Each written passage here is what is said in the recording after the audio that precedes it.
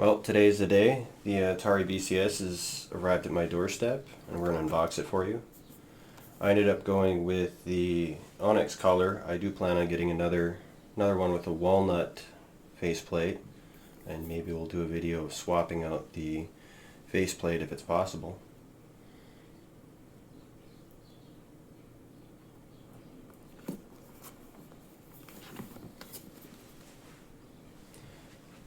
We have the specs right here. So as we can see from the specs, Atari used the custom Linux OS, which I believe is based on Debian. This isn't too different from what Microsoft and Sony did. Microsoft used the Windows 10 kernel, and PlayStation 5 uses the FreeBSD kernel, which is very Unix-like.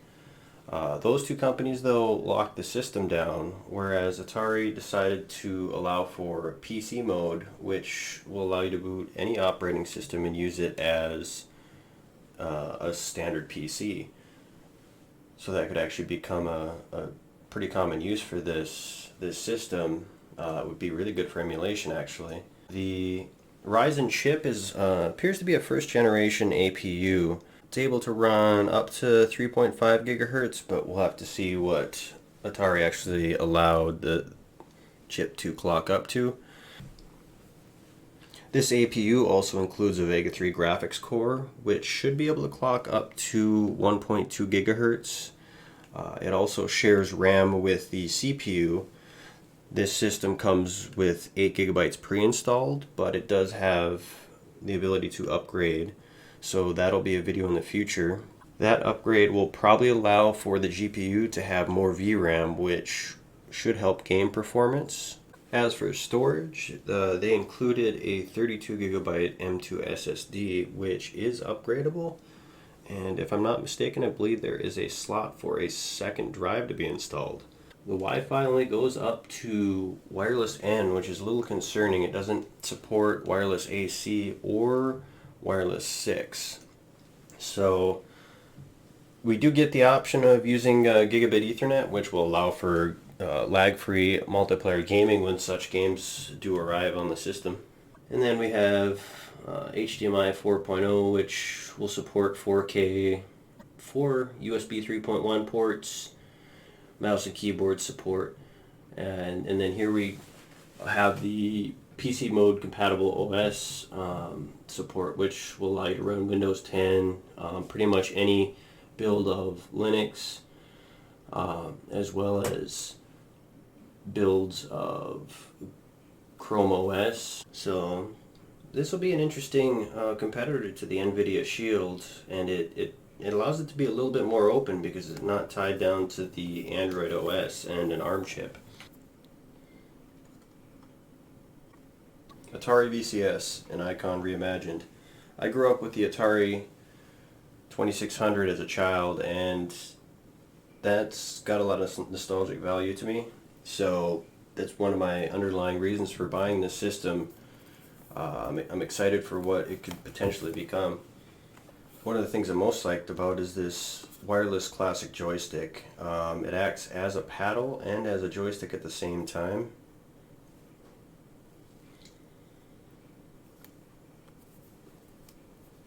So we'll be using this in the first boot video, and we'll give it a try. Get some multiplayer games going and see how well it performs. This will be something that we're going to see used in emulation still a lot, I'm sure. The wireless modern controller is pretty analogous to the Xbox controller. Not much has changed. It's made by PowerA, which makes pretty good third-party controllers. It's a little lighter than your standard Xbox controller.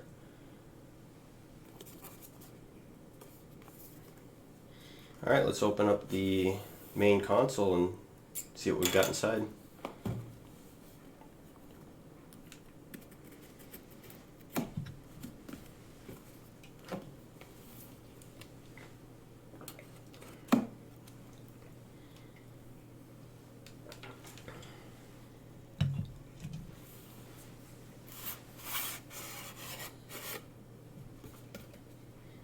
So the packaging is impressive for sure.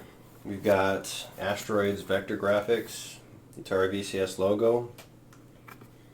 Overall, a pretty impressive box. Definitely worth saving for a collector.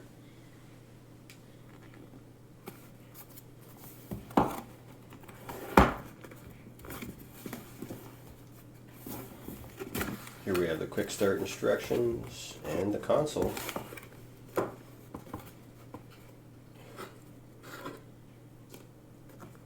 Alright, now pulling this console out, it's far more heavy than I expected it to be with a embedded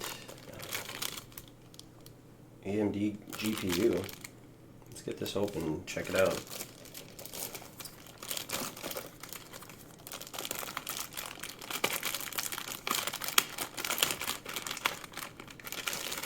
Again, I went with the Onyx faceplate. I do want to get a walnut here in the future. Let's get this protective layer off here. Gonna fast forward. I had a little bit of difficulties here. The peel is always satisfying.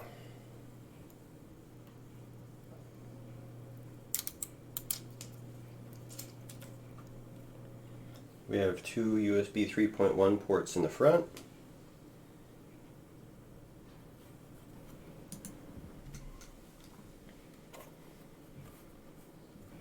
And on the back, we have another two USB ports, HDMI 2.0, Ethernet, which is gigabit, our power, and our power button.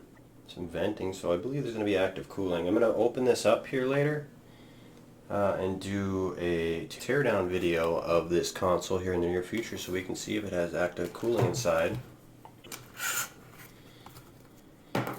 So, standard HDMI cable, nothing special here.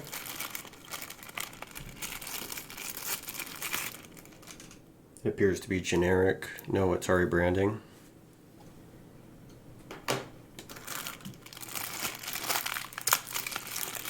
Power cable, so there should be a power brick that goes with this. And here's the power brick.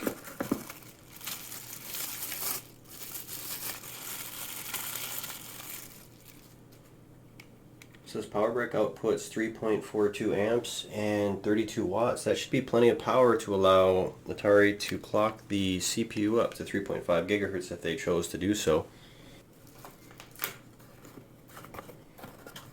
Snack for later. That appears to be it inside the main console. Let's move on to the controllers.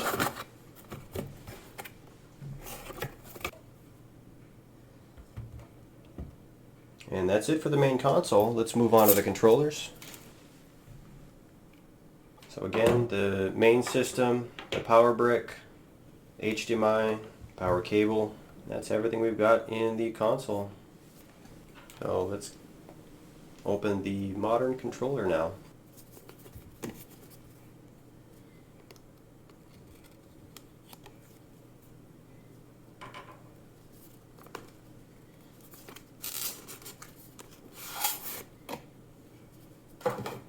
Again, we have the Asteroid Vector Graphics, the Atari VCS logo, and the Atari Fiji logo. I never thought we were going to see another console with this logo on it again after the Jaguar.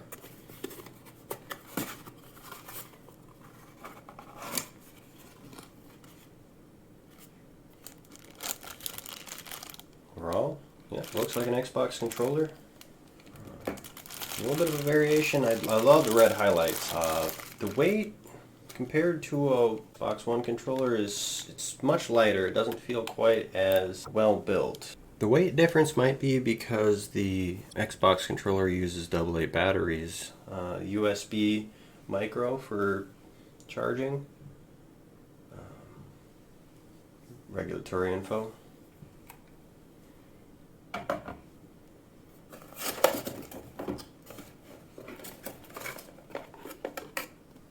Looks like we've got a charging cable, which impressively actually has Atari branding on it. They didn't just use a generic cable. We'll break down how the controller works in the first boot video and gameplay videos.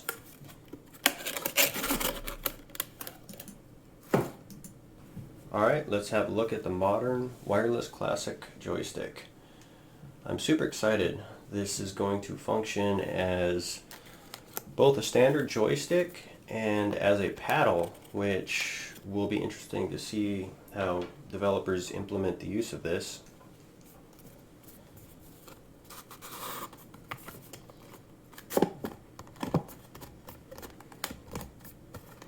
Actually quite a tight fit.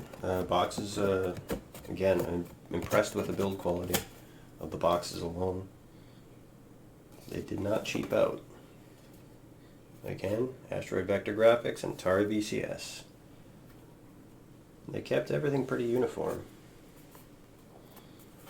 Boxes are well fitting. Again, another quick start guide.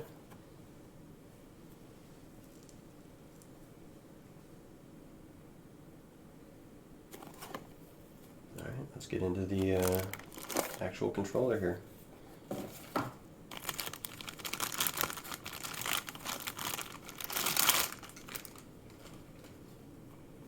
I'm impressed with the build quality. Again, feels a little light for my expectations. Micro USB charging, regulatory info. The rubber feet are nice. We see that second button, fire button there. The joystick feels good. The fire button feels a little mushy. I would like to have a little clickiness to it, but overall I'm impressed with the build quality. Again, a charging cable. I'm assuming we're going to get the Atari branding on this as well. Just the USB symbol. Yep, there's the Atari branding.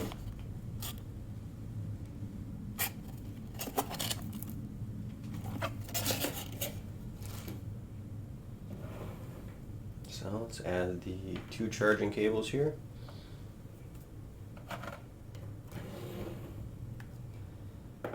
And that does it for our Atari VCS 800 unboxing for the day.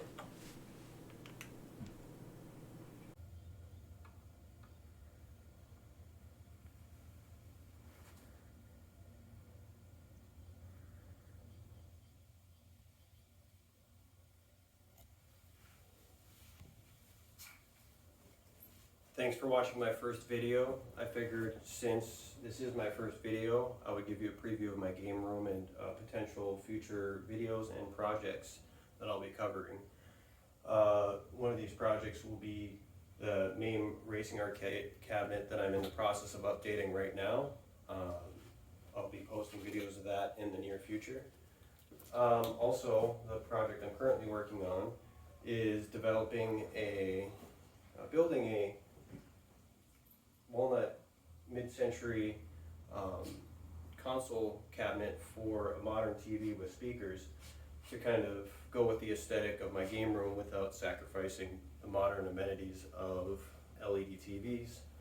And then the MAME arcade cabinet that I already have built, I will be adding spinners, trackballs, and many future games to it to expand the playability of it.